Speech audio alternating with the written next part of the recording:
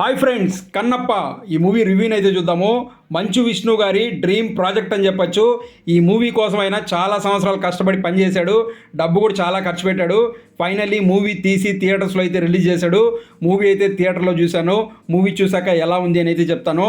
First మనకు కన్నప్ప అంటే ఈయన వచ్చేసి శివుడికి పెద్ద భక్తుడు అనమాట. సో శివుడికి ఉన్నటువంటి భక్తుల్లో ఈయనకి ఒక ప్రత్యేకమైనటువంటి స్థానం అయితే ఉంటుంది. సో అటువంటి ఒక శివ భక్తుడికి సంబంధించి చాలా రకాల స్టోరీస్ అయితే మనకు అందుబాటులో ఉన్నాయి. వాటిల్లో కొన్ని సినిమాస్గా కూడా తీశారనమాట. అటువంటి ఒక సినిమా అప్పట్లో మనకు కృష్ణంరాజు గారు హీరోగా చేశారు, భక్త కన్నప్ప అనేసి. ఆ సినిమా సూపర్ డూపర్ హిట్ అయితే అయింది. దాంతోపాటు మనకు సీనియర్ ఎన్టీఆర్ గారు ఒక సాంగ్లో కూడా మనకు ఈ కన్నప్ప గురించి ఒక సాంగ్లో కూడా చెప్పారనమాట. ఆ సాంగ్ కూడా పెద్ద హిట్ అయింది. సో అటువంటి ఒక భక్త కన్నప్ప గురించి మళ్ళీ ఇన్ని సంవత్సరాల తర్వాత మన విష్ణు మంచు గారు ఈ మూవీని అయితే తీస్తున్నారన్నమాట. సో ఈ మూవీ తీయడం కోసం ఆయన ఒక్కడే కాదు, ఆయనతో పాటు ఇంకా చాలా మందిని ఆయన తీసుకున్నాడు. వాళ్ళలో మెయిన్గా మన ప్రభాస్ గారు, అక్షయ్ కుమార్ గారు, మోహన్ లాల్ గారు, మోహన్ బాబు గారు, ఇటువంటి చాలామంది ఆర్టిస్టులని తీసుకొని ఈ యొక్క కన్నప్ప అనే సినిమాని ఆయన నిర్మించడం జరిగింది. సో ఈ మూవీ తీయడం కోసం ఆయన చాలా కష్టపడ్డాడు.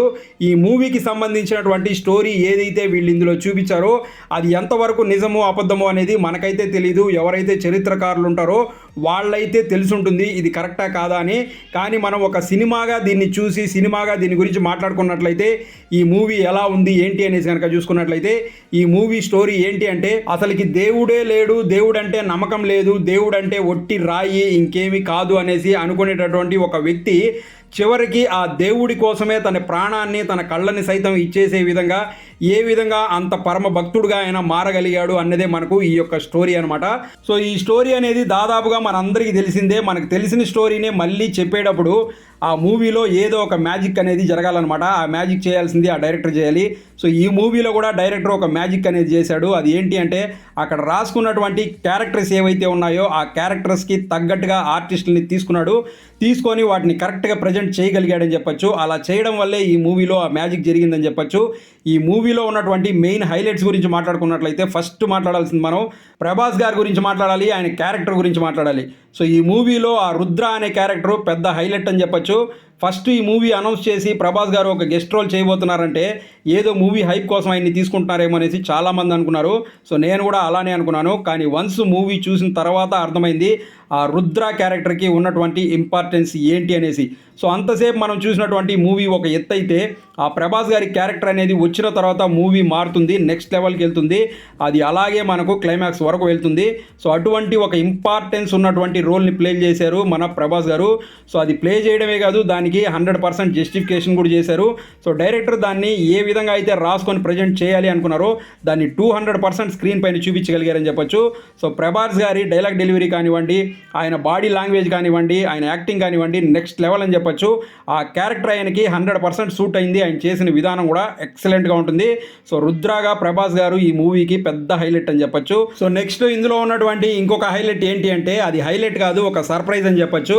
సో ఇన్ని రోజులు మనం మంచు విష్ణు గారిని ఒక కామెడీ వేలోనైతే చూసాము. కానీ ఈ మూవీలో మీరు ఫస్ట్ టైము ఆయన ఒక మంచి యాక్షన్ చేశాడు అనేసి అంటారు. ఖచ్చితంగా ఆ విధంగా అయితే ఉంటుంది ఆయన యాక్టింగ్ అనేది. ఎస్పెషలీ ఆయన శివభక్తుడుగా మారిన తర్వాత ఒక సీన్ అయితే ఉంటుంది. ఆ సీన్లో ఆయన చేసిన విధానం అయితే చాలా బాగుంటుంది. అది చూసిన తర్వాత మీరు కూడా అంటారు ఆ మంచు విష్ణు గారు కూడా ఒక మంచి యాక్టింగ్ చేయగలడు అనేసి ఖచ్చితంగా అంటారు. ఆ విధంగా ఆయన యాక్టింగ్ అనేది ఉంటుంది. సో అలాగే ఇందులో మనకు చాలామంది ఆర్టిస్టులు ఉన్నారు. అంటే మోహన్ బాబు గారు కానివ్వండి, మోహన్ లాల్ గారు కానివ్వండి, అక్షయ్ కుమార్ గారు కానివ్వండి, కాజల్ గారు కానివ్వండి, ఇటువంటి ఆర్టిస్టులు చాలామంది ఉన్నారు. వీళ్ళందరినీ తీసుకున్నారు. వీళ్ళ ద్వారా ఏం చేయించారు అనేసి అంటే ప్రతి క్యారెక్టర్కి ఒక ఇంపార్టెన్స్ అనేది ఉంటుంది. దానికి తగ్గట్టుగా వాళ్ళు చేసిన యాక్టింగ్ కూడా ఉంటుంది. సో ఆ విధంగా ప్రతి ఆర్టిస్టులు దానికి తగ్గట్టుగా ప్రతి ఒక్కరు పర్ఫామ్ చేశారని చెప్పొచ్చు. సో నెక్స్ట్ ఈ మూవీలో ఉన్నటువంటి మైనస్ పాయింట్స్ ఏంటి అనేసి కనుక చూసుకున్నట్లయితే ఈ మూవీ రన్ టైమే మనకు పెద్ద మైనస్ అని చెప్పొచ్చు. మూవీ రన్ టైం వచ్చేసి 3 hours 10 minutes అయితే ఉంటుంది.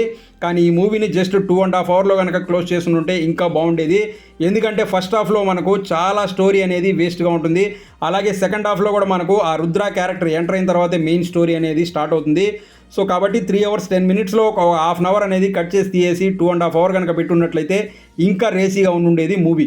సో నెక్స్ట్ మూవీలో ఉన్నటువంటి ఇంకో మైనస్ ఏంటి అంటే, ఈ ఆర్టిస్టులకి ఇచ్చినటువంటి ఆ యొక్క కాస్ట్యూమ్స్ ఏవైతే ఉన్నాయో ఇవైతే మనకు చాలా ఆర్టిఫిషియల్గా అనిపిస్తాయి అనమాట.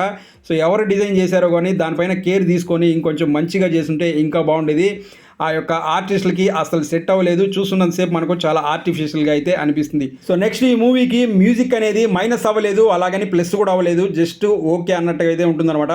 2 సాంగ్స్ బాగున్నాయి, అక్కడక్కడ బ్యాక్గ్రౌండ్ స్కోర్ బాగుంది, ఇంకా కొంచెం బెటర్గా ఇచ్చుంటే ఇంకా బాగుండేది అనేసి అనిపించింది. సో ఓవరాల్గా కన్నప్ప మూవీ ఎలా ఉంది అంటే, తిన్నడు అనే ఒక వ్యక్తి రుద్ర వల్ల కన్నప్పగా ఎలా మారాడు అనేది తెలుసుకోవాలనుకుంటే వెళ్ళి ఒక్కసారి చూడండి, మీకైతే నచ్చుతుంది.